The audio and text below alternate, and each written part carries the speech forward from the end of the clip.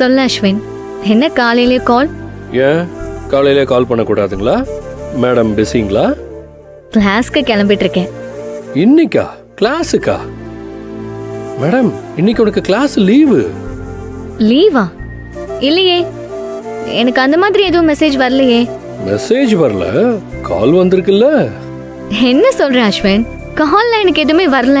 Divya darling, உனக்கு கால் வந்திருக்கு, நீ பேசிக்கிட்டு இருக்க. அஸ்வின் இப்போ உன்னை வீட்டுக்கு வான்னு கூப்பிட போறான். சோ நீ கிளாஸுக்கு லீவ் போட போற, வீட்டுக்கு குடுகுடுன்னு ஓடி வர போற. எதுக்கு இப்ப வீட்டுக்கு வர சொல்ற? என்னால லீவ் எல்லாம் போட்டுட்டு வர முடியாது. ஓ டே குணா. சார், திவ்யா வரலையா? அவ கிளாஸுக்கு தான் போக போறாளாம். அந்த சர்ப்ரைஸ் எல்லாம் வேணாம். எல்லாத்தையும் கிளியர் பண்ணிடலாம். இப்ப பாருங்க. சும்மா சொல்லாங்க சார். அது எப்படி? நீங்க கூப்பிட்டா அண்ணி வரமாட்ட சொல்லுவாங்களா? நீங்க சும்மா சொல்றீங்க, நான் நம்ப மாட்டேன். குணா சொன்னது கேட்டுச்சா? நான் சொன்னா நீ மாட்டேன்னு சொல்ல மாட்டியா? என்ன நம்ப மாட்டேங்கிறான், உன்னை நம்புறான். ஸ்பீக்கர்ல போடுறேன், நீ ஏன் வரலன்னு சொல்லு. கேட்டா அவனுக்காச்சும் புரியிட்டு வந்த அஸ்வின் தான் பாவம்னு. அண்ணி, குட் மார்னிங் அண்ணி. குட் மார்னிங் குணா அண்ணா. அப்படி என்ன உங்க சார் சர்ப்ரைஸ் வச்சிருக்காரு? வீட்டுக்கு வர சொல்றாரு. அதான் சொல்லிட்டார்ல சர்ப்ரைஸ் சொல்லி. நான் சொன்னா அடிப்பாரு. உங்களுக்கு தெரியாத ஒண்ணு இல்ல. அப்போ அந்த சர்ப்ரைஸ் என்னன்னு அங்க வந்தாதான் தெரிஞ்சுக்க முடியும், அப்படிதானே? ஐயோ அண்ணி, லேட் பண்ணாம சட்டுப்படி சீக்கிரம் வந்துருங்க. உங்களுக்கு வேற சார் பார்த்து இல்லையே, நான் சொல்ல மாட்டேன். நான் சொல்லல. ஐயோ ரோல் ஆகுது. அண்ணி நீங்களே வந்துருங்க அண்ணி.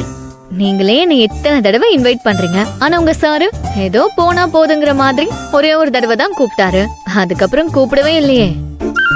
ஹலோ, இது உன் வீடு, உன்னை இன்வைட் வேற பண்ணணுமா? ஒழுங்கா கிளம்பி வந்துரு. சரி, நான் வரேன்.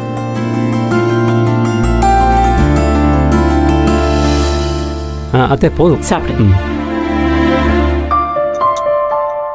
உள்ள அப்படி என்னதான் பண்ணுவ? மாப்பிள்ள சாப்பிட வந்துட்டாருல, சட்னி சாம்பார் என்ன வேணும்னு பார்த்து போடு. எல்லாம் சொல்ல வேண்டியிருக்கு. சாம்பார் அங்க இருக்கு, பார்த்து பொறுமையா. அம்மா போயிட்டு வரமா? ஏ திவ்யா, வா வா வா, நீ உட்காந்து டிஃபன் சாப்பிட்டு போ. எனக்கு வேண்டாமா, கிளாஸ்க்கு லேட் ஆயிடுச்சு. ஏய், என்ன லேட் ஆயிடுச்சு? எப்பவும் கிளம்புற டைம் தானே, உட்காந்து சாப்பிடு. நான் போற வழியில ஜெராக்ஸ் வர எடுக்கணும், கொஞ்சம் லேட் ஆயிடும். இப்படி சாப்பிடாம போனா உடம்பு என்னத்துக்காகும்? நான் சாப்பிடாமலாம் இருக்க மாட்டேன்ப்பா, கேண்டீன்ல வாங்கி சாப்பிட்டுப்பேன். வரமா அப்பா, அக்கா வரமாமா. தெரியுமா?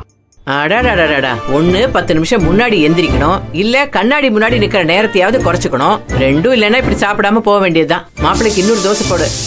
மாப்பிளைக்கு என்ன வேணும்னு பாரு, அடுப்புல குக்கர் இருக்கு, ஆஃப் பண்ணி பாருங்க. அத்தை சொன்னது கேட்டதுல பெய்யுமா? ஒழுங்கா சாப்பிடு. வாங்க வாங்க, நீங்க தான் ஆளை காணமேன்னு தேடிட்டு இருந்தேன். உட்காருங்க. என்னப்பா நீங்களும் இன்னைக்கு சீக்கிரமா கிளம்பிட்டீங்க? அஸ்வின் வீட்டுக்கு போய் பணம் கொடுத்துட்டு வரணும்ல மாமா, அதான்.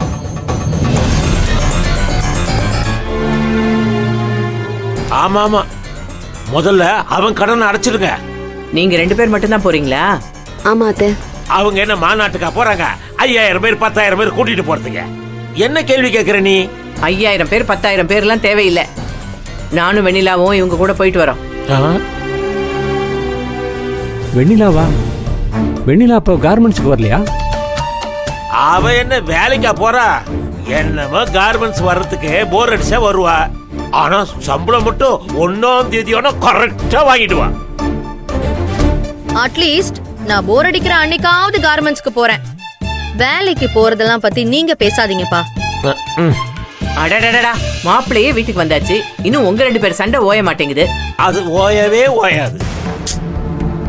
ஆமா, இப்ப எதுக்காக நீங்க 2 பேரும் அஸ்வின் வீட்டுக்கு போறீங்க? நாங்க போனாதாங்க சரியா வரும், அதனாலதான் போறோம்னு சொல்றோம். என்ன பாக்குறீங்க? அஸ்வின் அந்த 10 லட்சத்தை என் புருஷன் உயிரை காப்பாத்ததானே கொடுத்தான். அதை திருப்பி கொடுக்கும்போது நானும் வந்து நன்றி சொல்லி கொடுத்தாதானே மரியாதை. அதுக்கு நீ பணத்தை ஏற்பாடு பண்ணி கொடுத்துருக்கணும். கார்மெண்ட்ஸ் பணத்துல எனக்கும் பங்கு இருக்கு, நானும் போய் கொடுக்கலாம். அஸ்வின் வீட்டுக்குலாம் நீங்க வர வேண்டாமா? அங்க மரியாதை இருக்குமா இல்லையான்னு தெரியாது. என்ன மரியாதை இருக்காது? அந்த அஸ்வின் எந்த மரியாதையும் எதிர்பார்க்காம நம்மள தேடி வந்து பணத்தை கொடுத்தான்ல, அதுவும் உங்க அப்பாவை அடிச்சதுக்கு பிராயச்சித்தமா இருக்கட்டும்னு சொல்லி கொடுத்தான்.